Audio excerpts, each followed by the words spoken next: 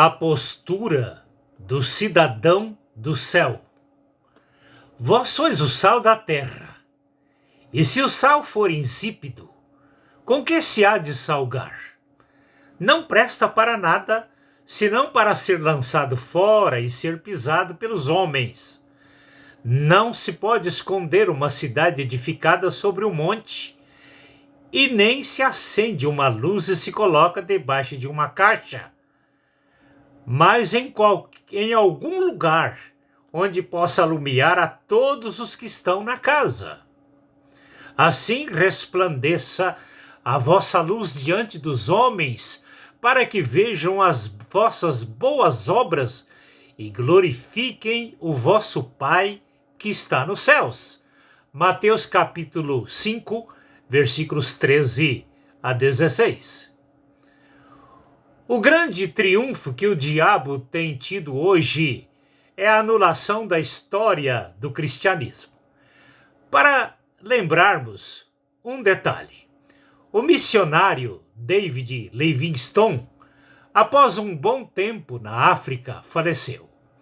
Anos após, outro missionário foi enviado para aquele campo entre os indígenas. As mensagens pregadas sobre Jesus Cristo confundiram os indígenas africanos de tal maneira que eles diziam: esse Cristo de quem falas já esteve entre nós, mas o seu nome era Davi Livingstone. Veja como Davi Livingstone vivia Jesus Cristo na íntegra, que confundia os africanos com Jesus, sobre Jesus. A postura do crente como sal insípido. O sal insípido não salga, não dá sabor, não protege das bactérias os gêneros alimentícios, por isso só serve para ser lançado fora e ser pisado pelos homens. Não presta para nada. O cristão comparado ao sal da terra.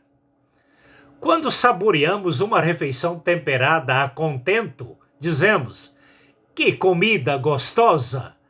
Mesmo o sal não sendo citado, ele é a razão principal do bom sabor. Os itens que destacam a comparação de Jesus sobre o cristão como o sal da terra. Como exemplo de que tal analisarmos o comportamento de Jesus corrigindo o comércio ilícito de animais e aves por ocasião da purificação do templo em Jerusalém. E entrou Jesus no templo de Deus e expulsou todos os que vendiam e compravam, derribando as mesas e as cadeiras dos cambistas que vendiam pombas, dizendo-lhes: está escrito, a minha casa é chamada casa de oração, mas vós a tendes transformado em covil de ladrões. Mateus 21, versículos 12 e 13.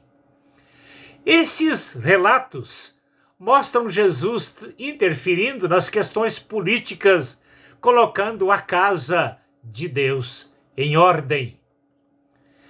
Hoje, a política do covil de ladrões está tentando invadir tudo na sociedade, tentando destruir os projetos, os princípios e o povo de Deus.